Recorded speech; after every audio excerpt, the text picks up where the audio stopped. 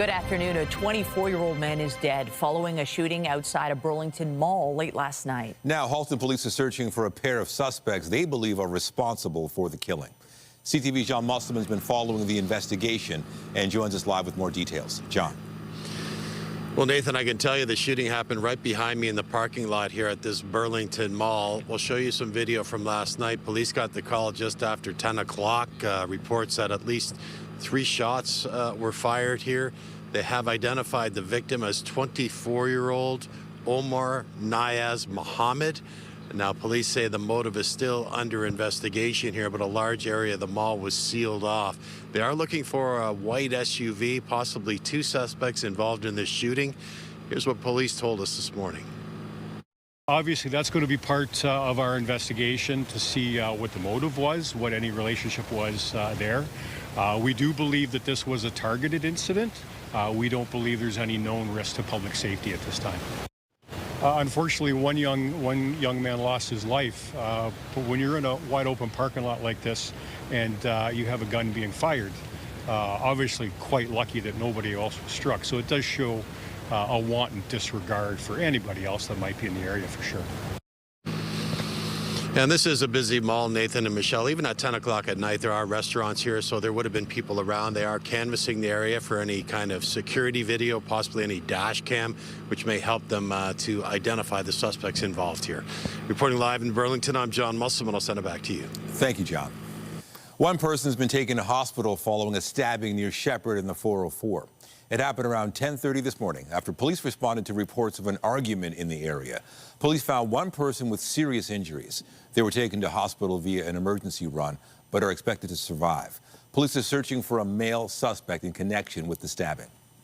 A 14-year-old boy is facing several charges in connection with threats made against students and staff at an Oshawa school. On February 5th, Durham Regional Police responded to a threatening call at Harmony Heights Public School. The school was put into hold and secure until police determined the threat was false. A 14-year-old student who attended a different school has since been arrested and is facing several charges, including uttering threats, mischief, and criminal harassment. He has since been released from custody.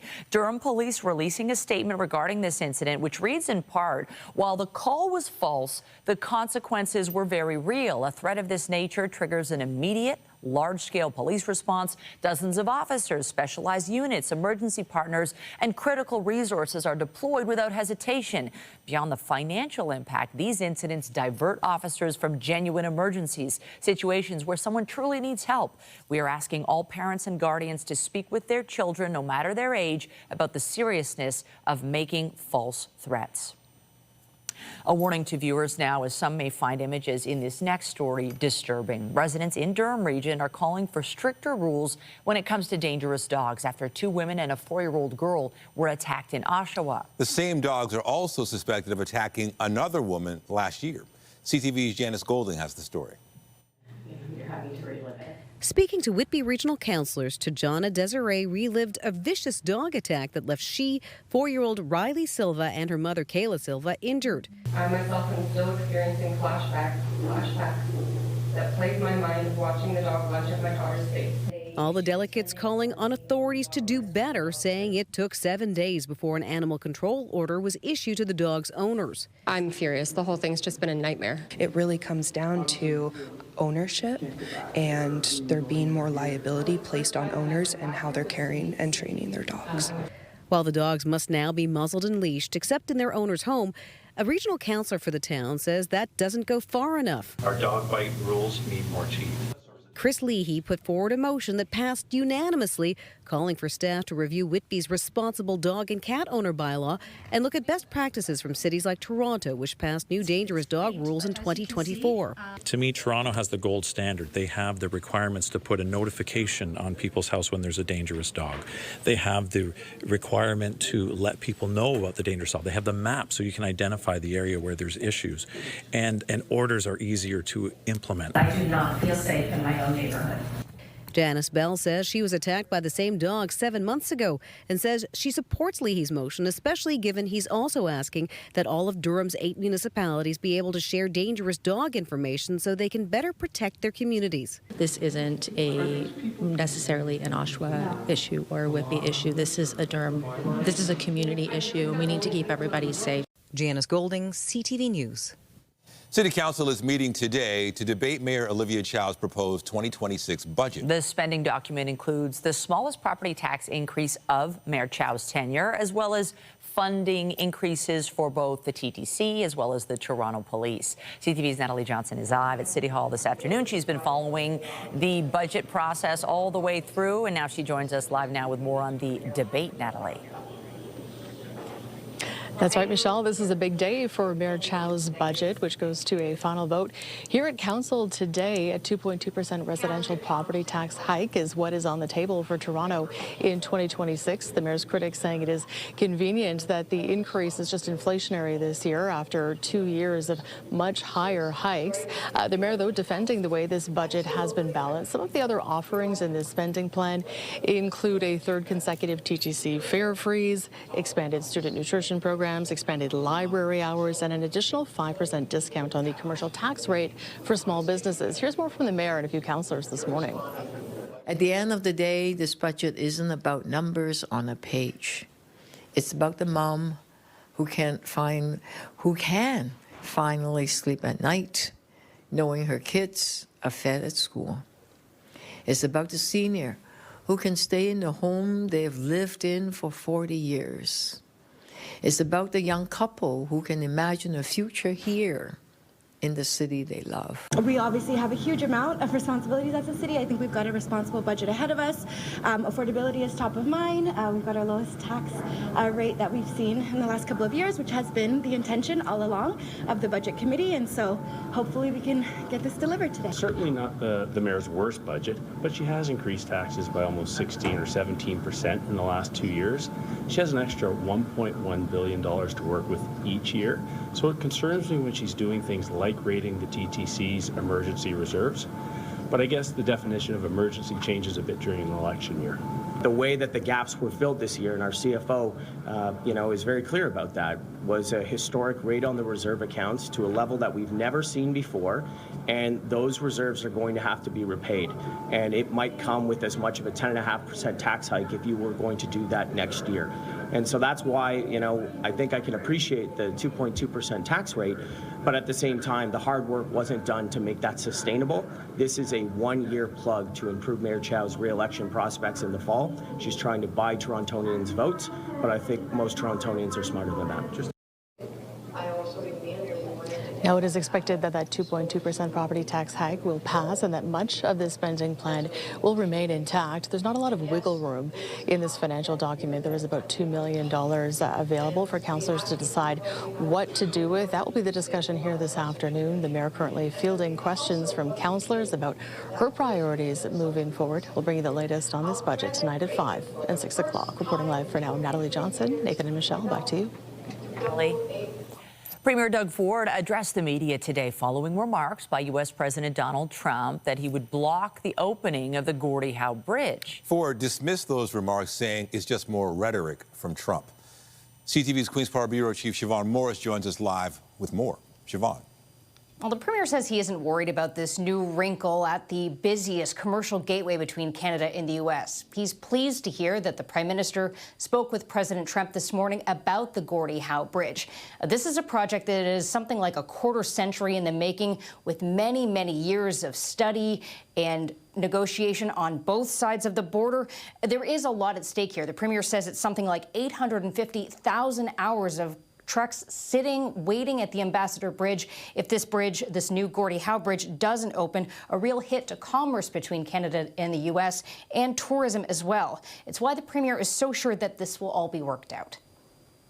I'm very confident this bridge is going to open. I'll tell you the reason why it's going to open, because it's in the best interest of the American economy, the Americans, the 13 Congress people that are going for re-election in the midterms, which the Republicans own probably 7 of those seats and 1 Senate seat. as well. And the worst thing you could do is hurt the American economy and continue to hurt the American economy. In a social media post, the president also called out Ontario specifically and the ongoing ban on U.S. booze for sale at the LCBO. The premier's not willing to back off that ban today, saying that won't happen until the U.S. removes tariffs on Canada. Back in November, the government said it had some $80 million worth of U.S. booze in storage, not being sold right now. About $2 million worth of that was close to expiring. We may be able to get an update from the finance minister. He's in charge of alcohol in the province. He speaks here at Queen's Park at 2 o'clock. Reporting live from Queen's Park, I'm Siobhan Morris. Nathan and Michelle, back to you. Thank you, Siobhan. We have more news in a moment, but first, here's a live look at the city this afternoon. It's a little cloudy out there, but we're finally out of the deep freeze, hopefully for the entire season. And it does seem like things are more steady now weather-wise over the next few days. Lindsay Morrison is here with a look at the current conditions. Hey, Lindsay. Hey, Nathan. You know what? This is shaping up to be our warmest afternoon in more than 3 weeks. Likely climbing above the freezing mark, as mentioned.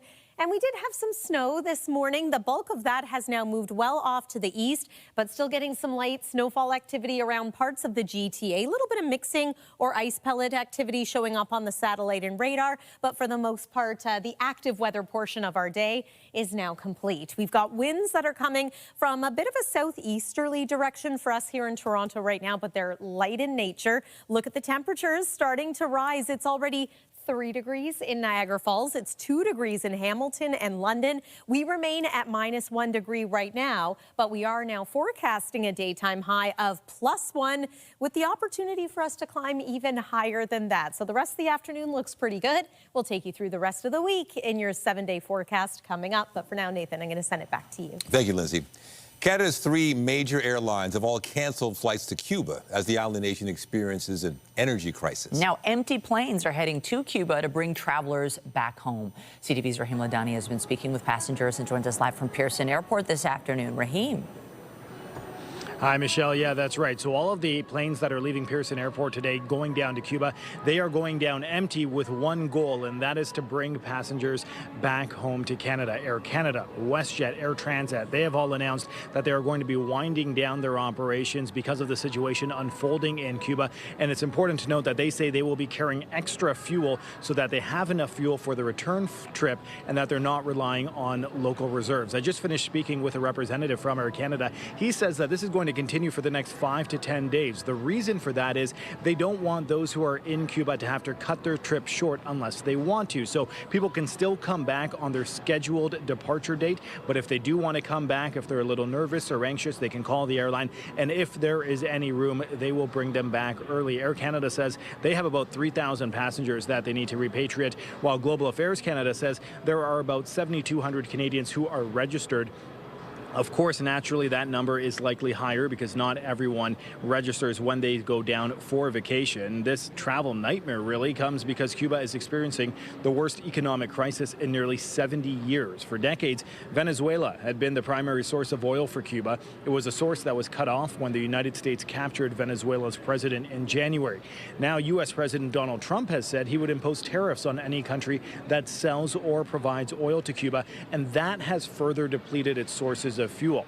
Now, we chatted with Stuart Green, who's in Cuba, and if that name sounds familiar to you, it's because he's a spokesperson for the TTC. He's vacationing there and is scheduled to fly back to Toronto on Thursday. I want you to have a listen to what he's experiencing following Kathy Case. She had her trip to Cuba canceled next month. Take a listen. So we're in an area called Holguin, which is sort of in the east and southern part of the island. So we're quite far away from Veradero and Havana. We've had very few issues here. You know, the hotels, the resorts are all on generators. The staff is being bussed in. We've got food. Yesterday, my husband phoned the travel agency and asked if it was going to be canceled or not, and they assured him no, only up to February 25th. And then at 5 o'clock this morning, my husband woke me up to tell me that our trip has been canceled.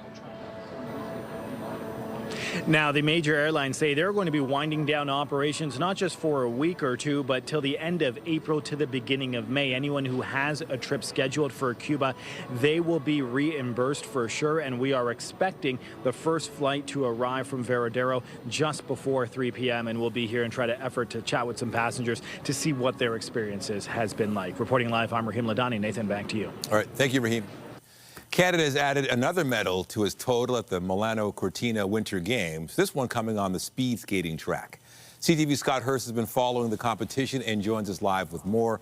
Scott, we're going to get to that medal in a moment, but first, major concerns about an injury to one of our women's hockey team players. Team Canada captain Marie-Philippe Poulin has been ruled out of tonight's game against their bitter rival, the Americans, after she suffered a lower body injury in a game last night against Czechia, a game that Canada, in fact, won 5-1, but now concern about the status of Team Canada captain Marie-Philippe Poulin. So she's been ruled out tonight against the Americans. That game will take place later this afternoon. But the silver lining here maybe is that she's listed as day-to-day, so she's not ruled out of the entire Olympic program. So after tonight's game against the U.S., Canada will play its postponed game against Finland later this week to close out the preliminary round of play. So right now, of course, it is not a knockout situation, even though this is up against their bitter rival, the Americans. Really a heated rivalry between the two.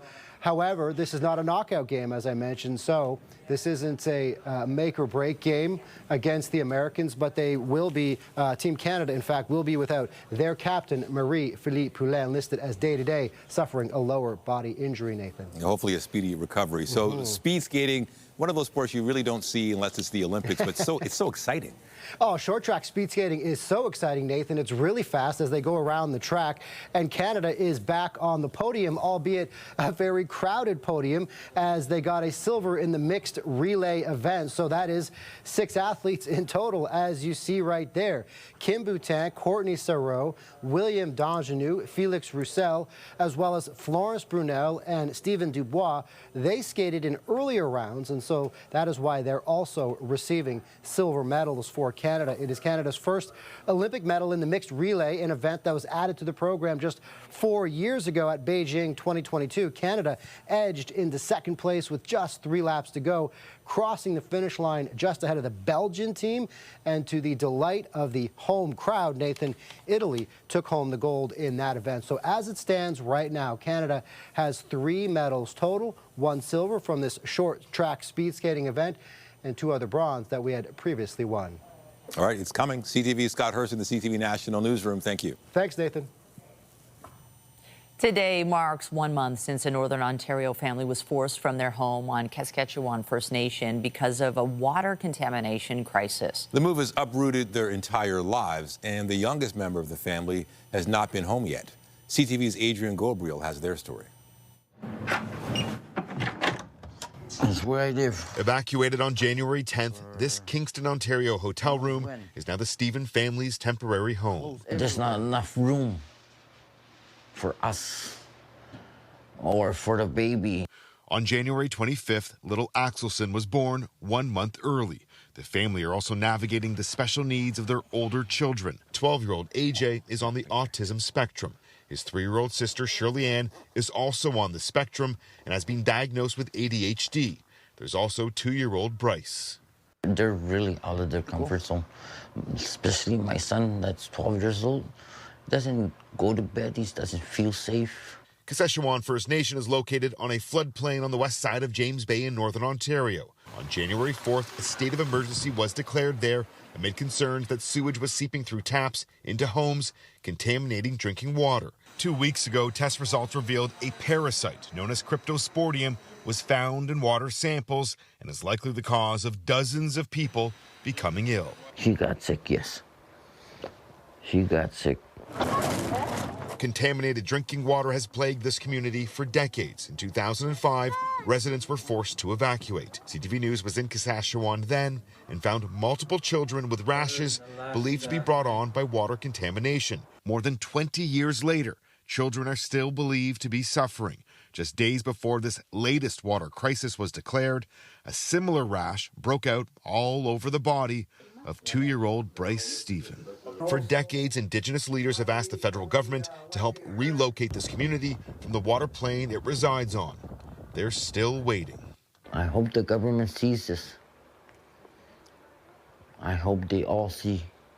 A statement in part from Indigenous Services Canada says planning for the relocation of Saskatchewan First Nation continues under an agreement that dates back to 2019.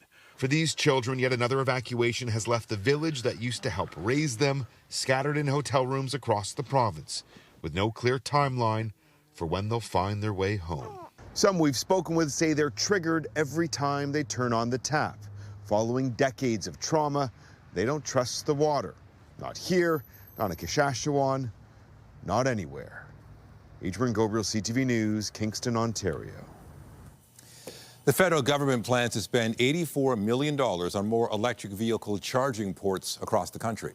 Ottawa wants to add 8,000 EV chargers to Canada's existing stock of more than 30,000.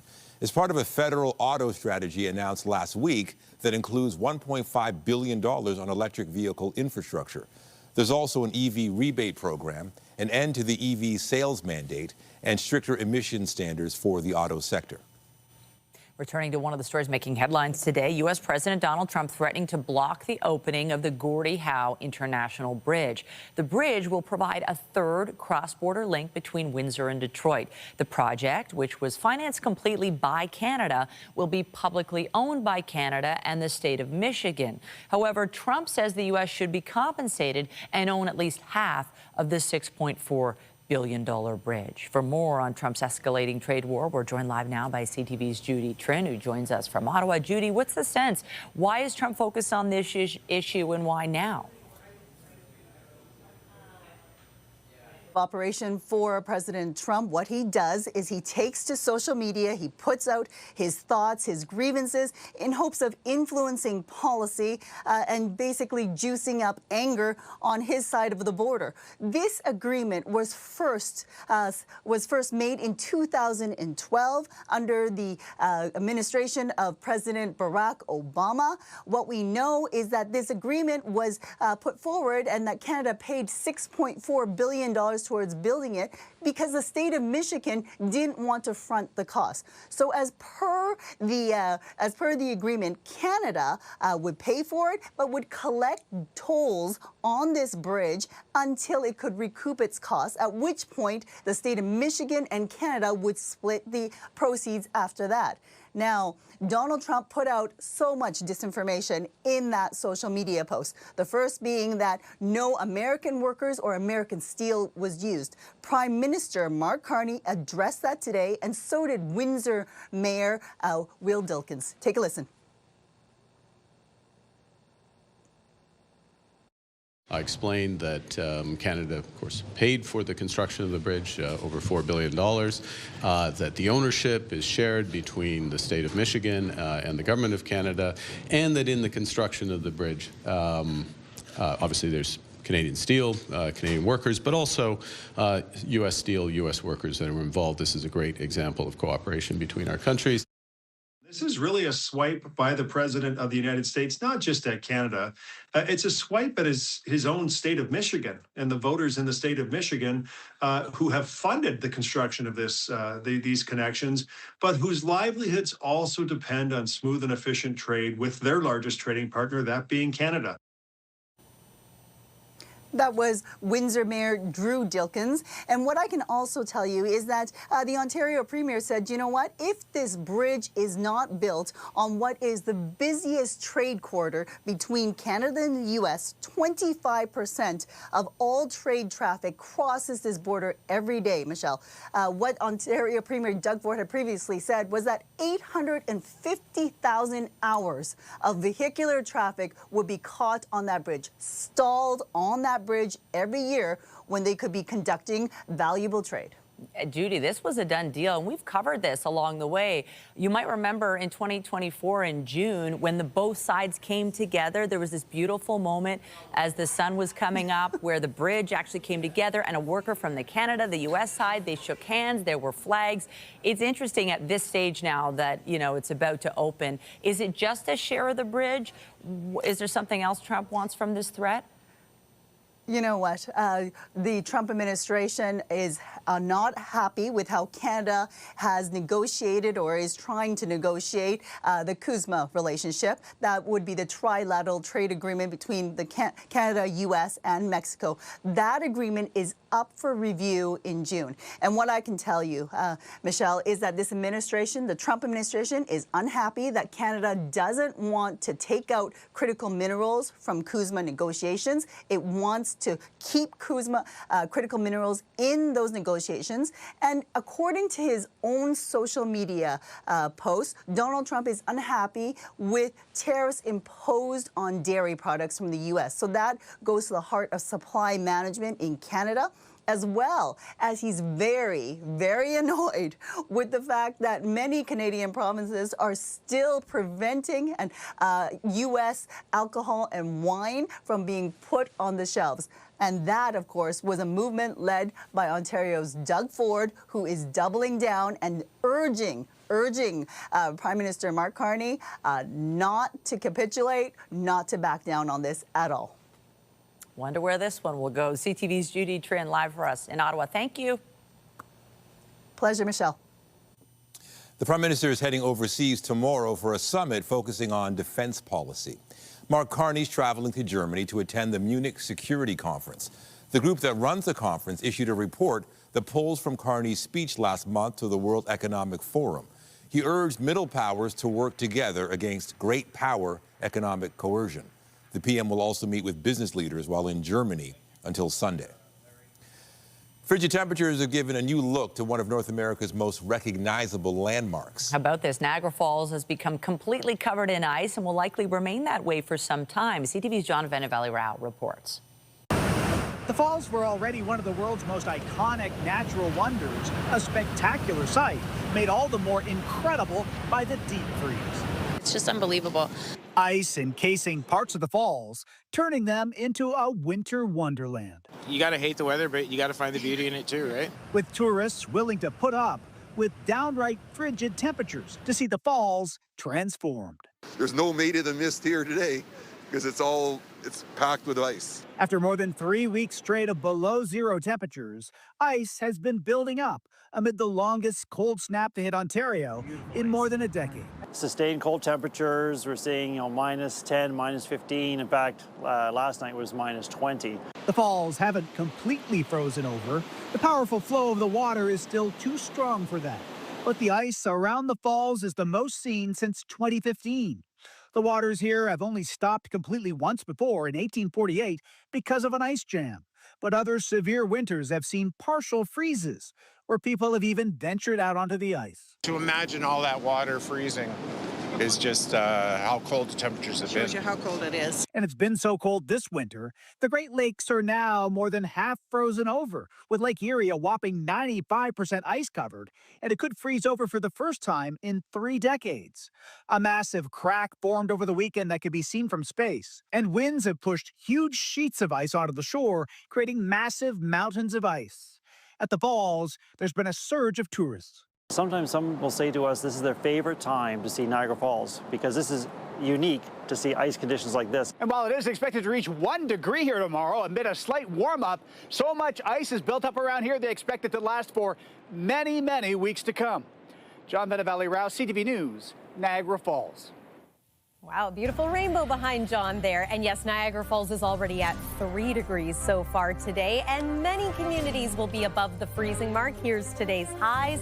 And of course, it is worth pointing out that it's been some time since we've been this mild. The last time we were warmer than 0 degrees was all the way back on January 17th. So more than 3 weeks ago, we had 23 straight days in the minuses.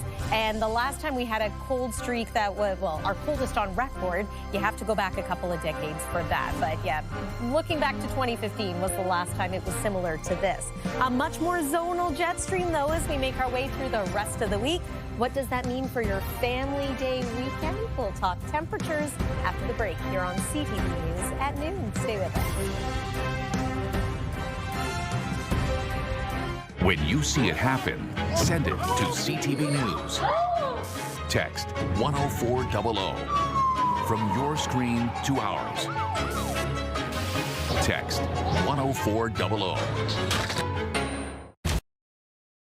The Winter Games are in full swing, and many people sitting on their couches at home are probably wondering, could I do that? Well, a Toronto content creator is seeking to answer that very question. CTV's Jessica Smith joins us live now with more on a social media series called The Out of Shape Olympics. Love the sound of this, Jess. Honestly, Michelle, it is so much fun. I'm joined by Simona Stallone. So we're going to race towards you kind of speed skater style. Are you ready? I'm ready. Okay, let's go. We're talking about the Out of Shape Olympics, a brand new series started by you.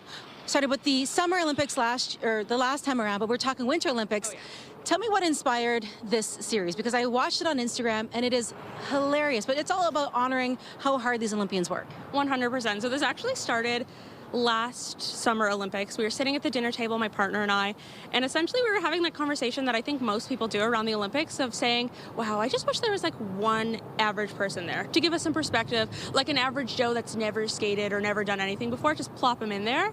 And his response was, well, why don't you just do it?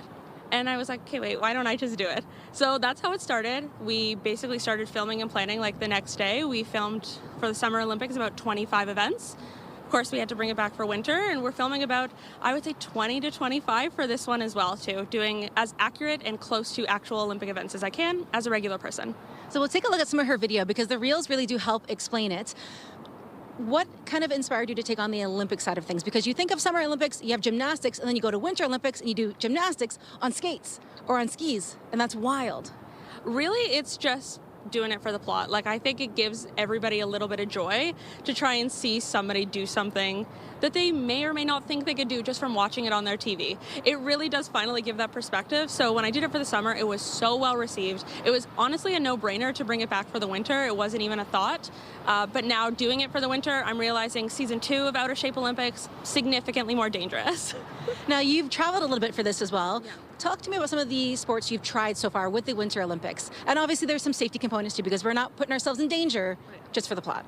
100%. I, just to clarify, don't ever do anything that a professional tells me I shouldn't do. I consult a professional of that sport before I try anything. So for example, I went out to Mount St. Louis to do all of our like downhill snowboarding, skiing events.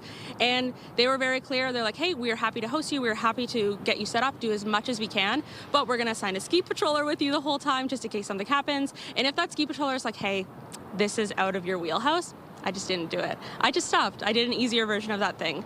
We also went over to Whistler. We traveled to Vancouver for this. I am really committed to the series.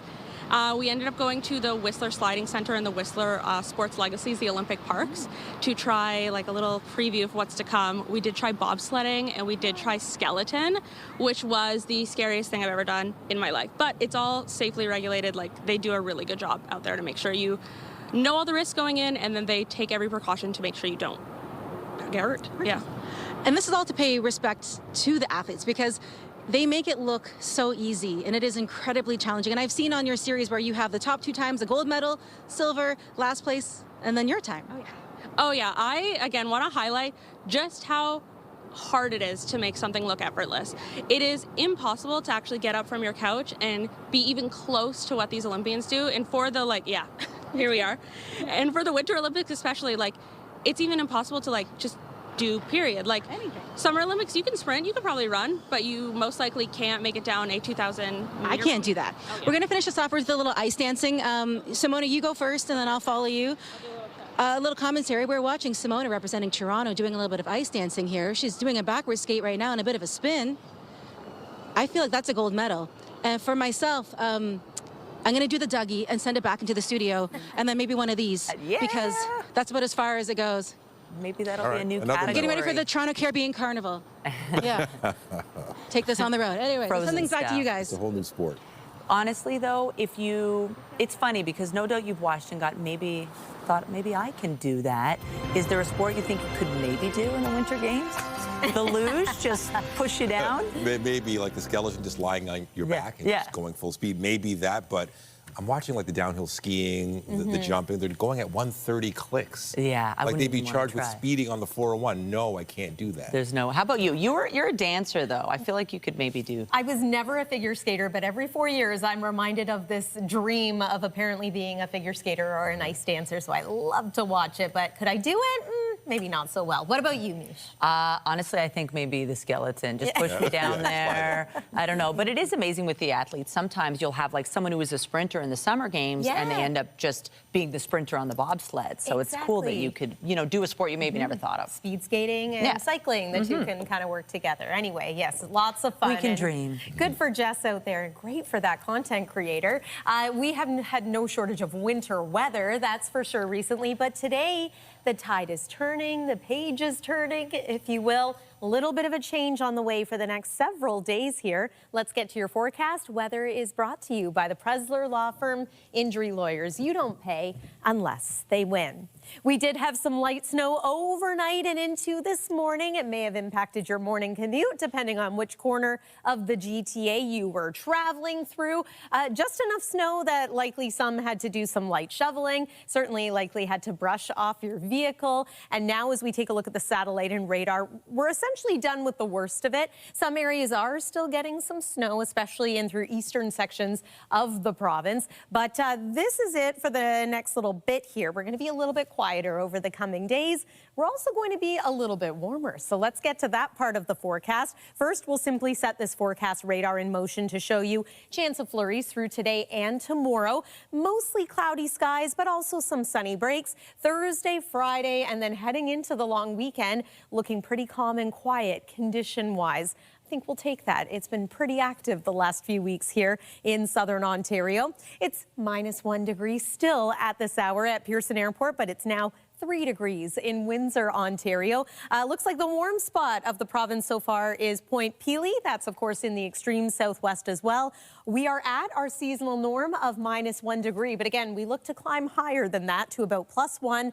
And then tonight, dropping to around -3 degrees for a low. Still going to feel like -9 tomorrow. Likely going to be close to freezing once again, maybe -1 for the daytime high. But again, these are improvements compared to the last many weeks. I mean, even just yesterday morning, it was -20 degrees at Pearson Airport. I'm just going to remind you of that fact. There's tomorrow at a glance across various portions of southern Ontario. And of course, we have to get to your 7-day forecast. We remain decently mild right through to the weekend. Saturday brings us sunshine for Valentine's Day. Chance of a little bit of light snow Sunday night, but then Family Day Monday is looking great at this point. A mix of sun and cloud, variable cloudiness, and a high near 2 degrees. That's the weather for now. Michelle, over to you. Thank you, Lindsay.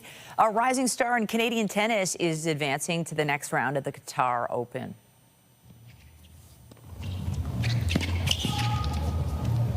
Out. Game. Set a match. Victoria Mboko there making quick work of her opponent today, winning 6-4, 6-4 in a 1-hour, 37-minute match. The 19-year-old now moves on to the third round at the WTA 1000 tournament. Next up for the 10th-seeded Canadian is Mira Andreeva of Russia. Mboko has improved her record this season to 10-3. Still to come, calls to improve diabetes care in Ontario schools. We'll have more on the push for changes when we come back.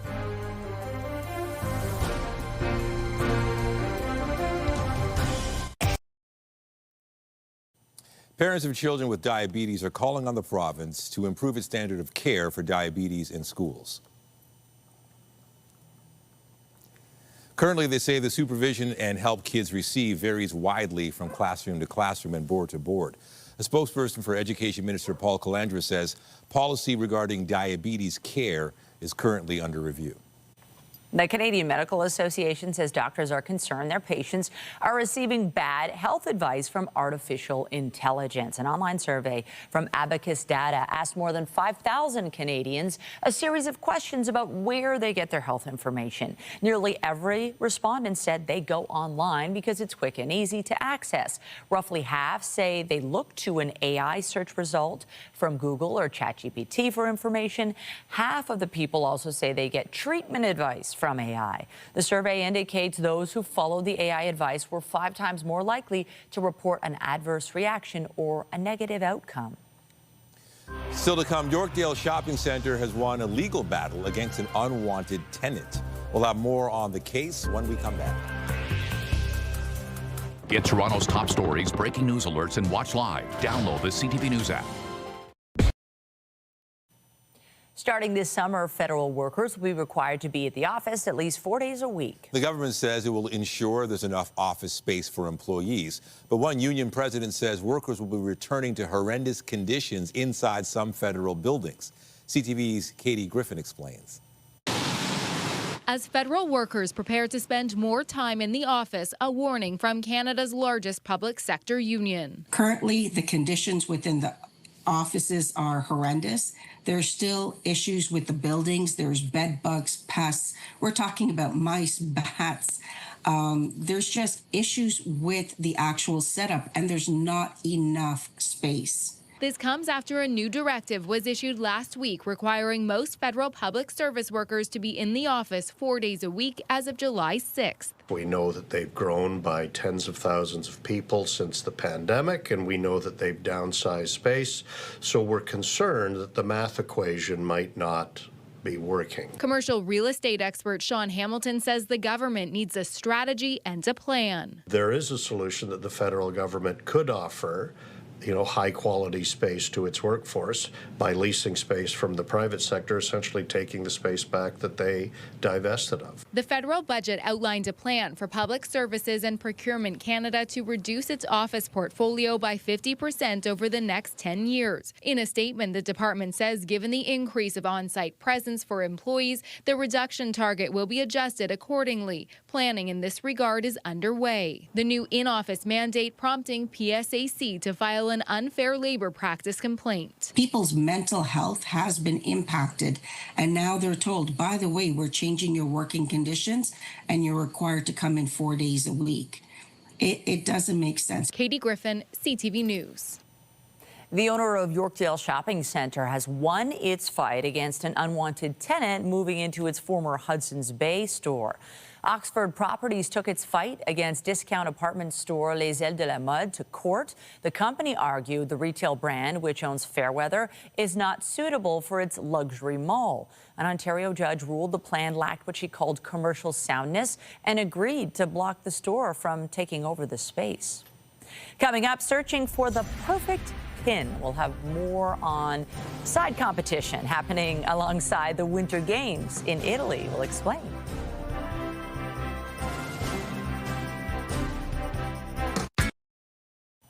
Athletes are chasing gold at the Olympics, but there is a separate competition underway throughout Milan. CTV's Garrett Berry has more on the hunt for the perfect pin.